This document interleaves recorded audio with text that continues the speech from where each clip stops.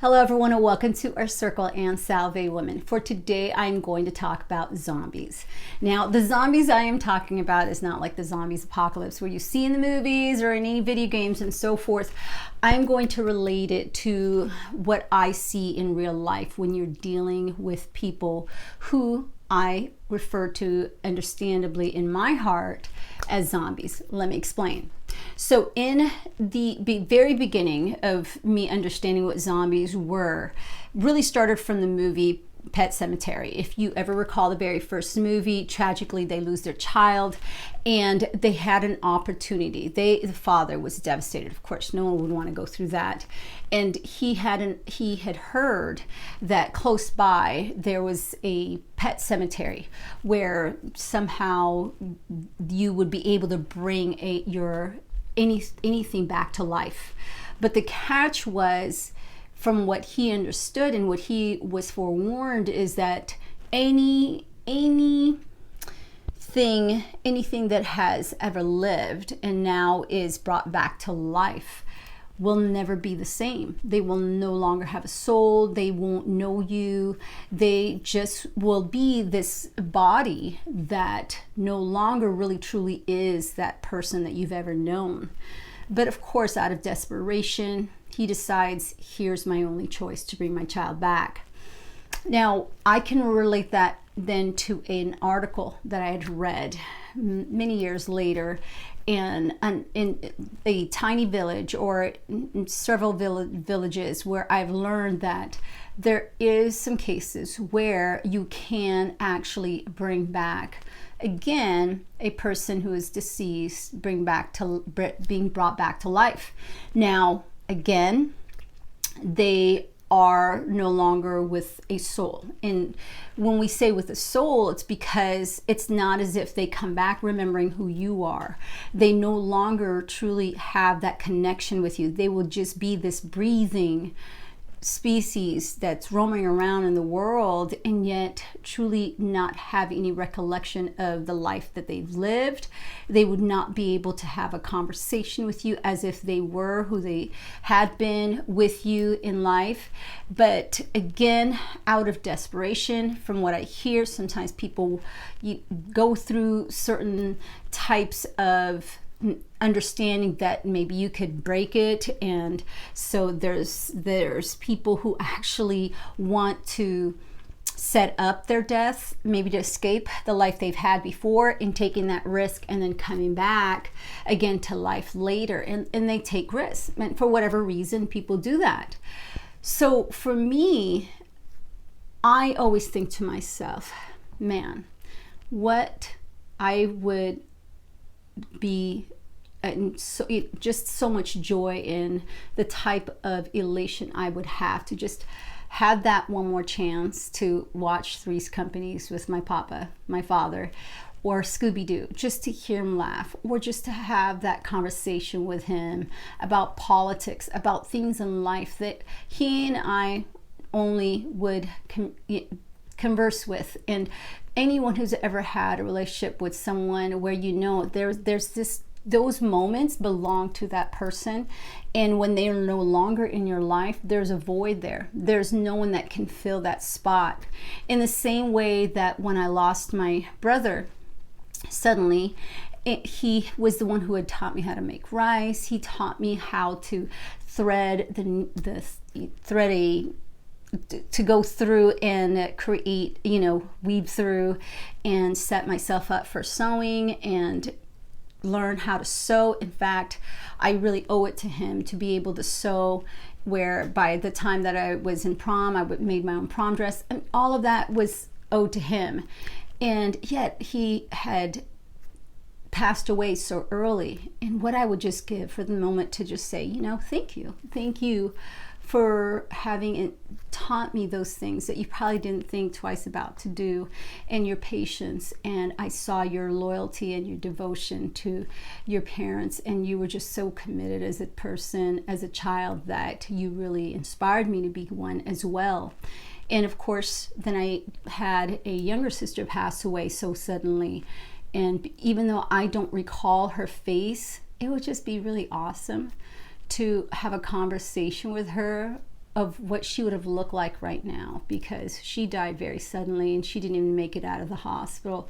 It was only a few days where she lived, and yet I still have pictures, to recall her existence. And so when I connect all of that, I think to myself, there are people in our lives whom we have lost, and we think to ourselves, gosh, it would just be great to have them just give me that one moment to have a conversation with them. If I am just given one moment to have a conversation with them, it would be great. It would be just beyond words to have that chance to just have that one more conversation with them. Every little thing that you wish you could have said before they went unexpectedly.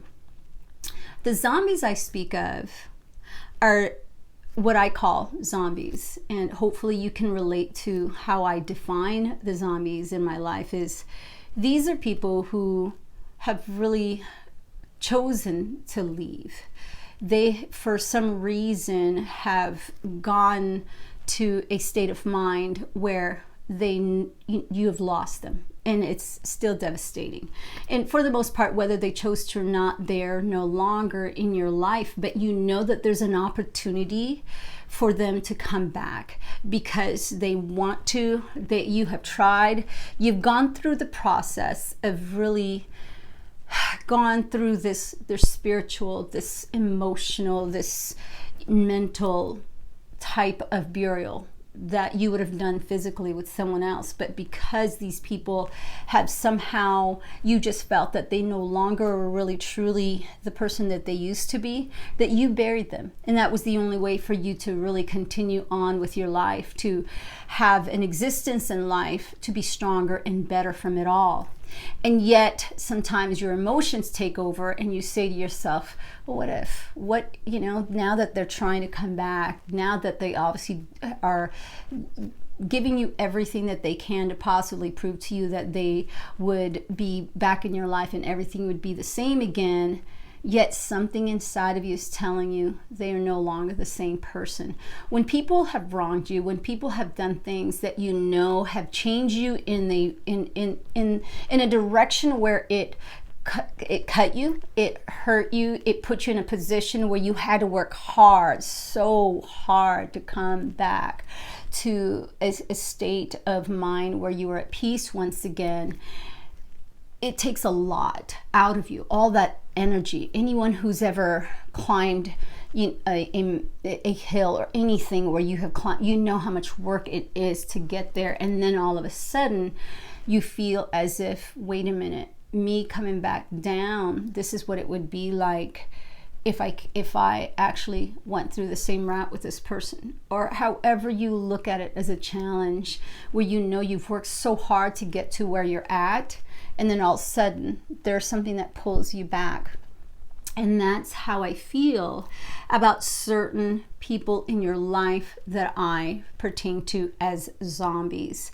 These are people who to me have no longer held, they no longer have a soul to me. It's when you speak to them, they are as if no longer that person you used to remember.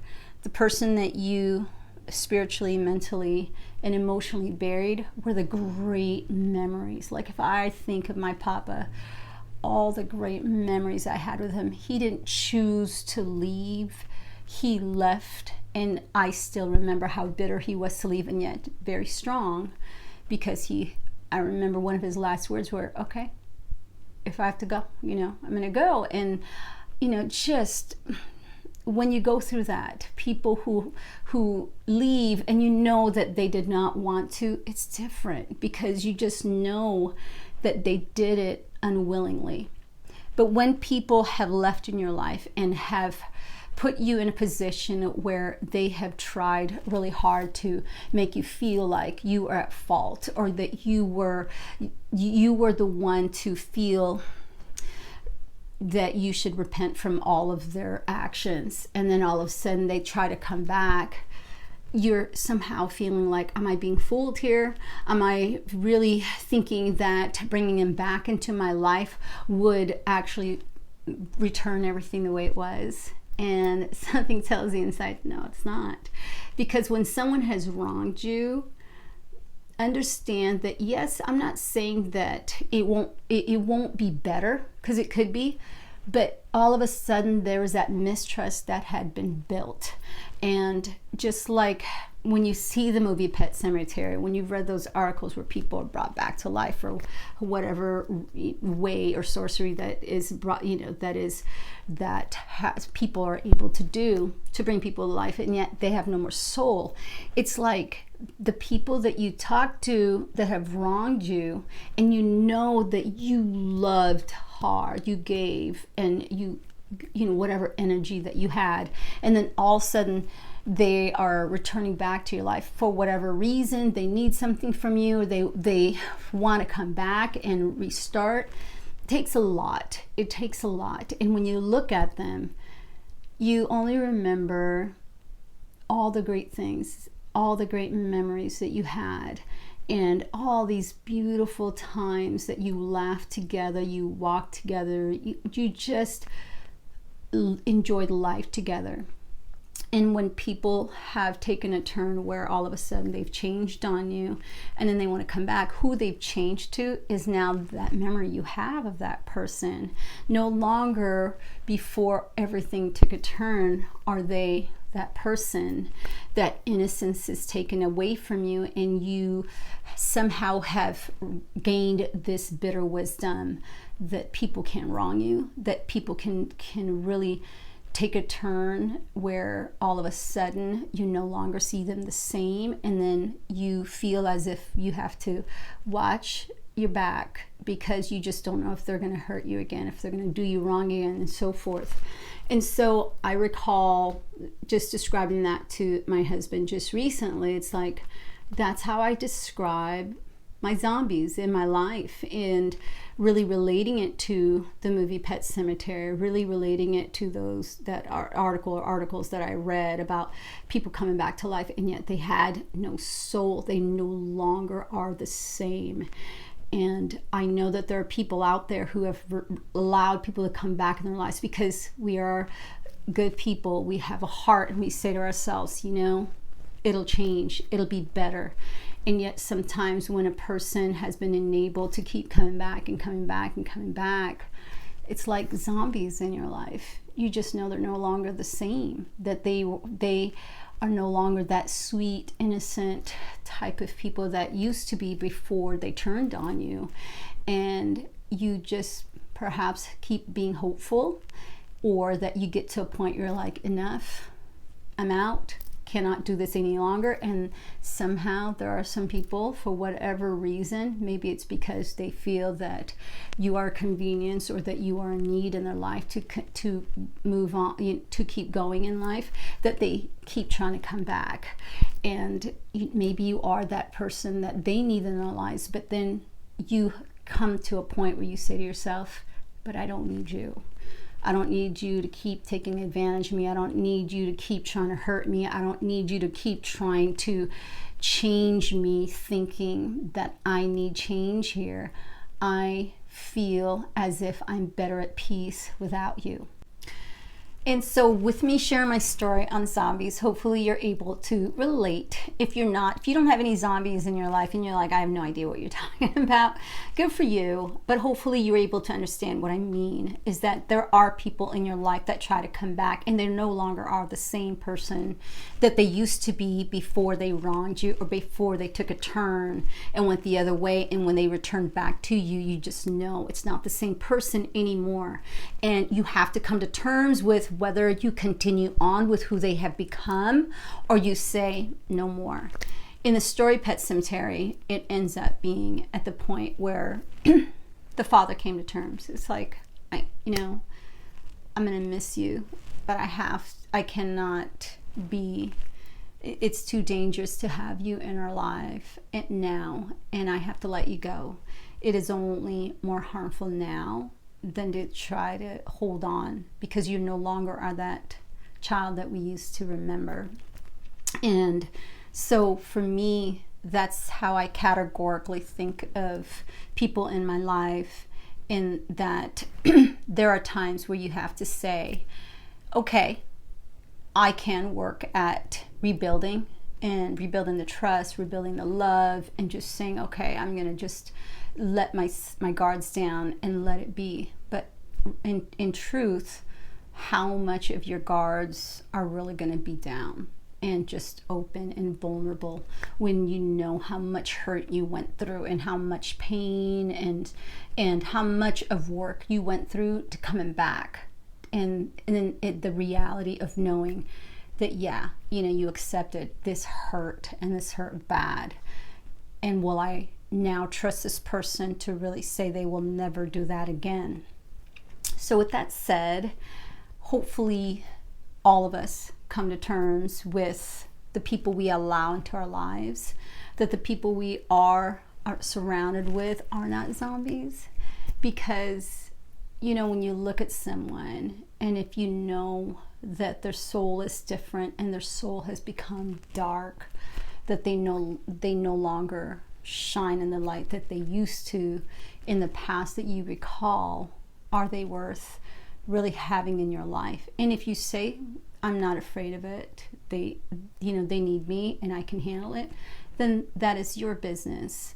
And I think all of us need to be in that situation where we make that decision and say, you know what, no one can tell me what to do. This is ultimately the decision I've made. But as for me, I at least have a definition and understanding of what zombies are in my life, and whether or not I want to have them in my life, or say, you know what, I remember all the great things about you, but I'm not having zombies in my life. So in the words of my mother, God bless us all. May you just make that decision all on your own, or whatever and whoever you allow into your life. May you have the strength to endure whatever it is that you have to endure, and the also power to love and keep loving hard, because no one should be able to take that away from you, no matter what the circumstances.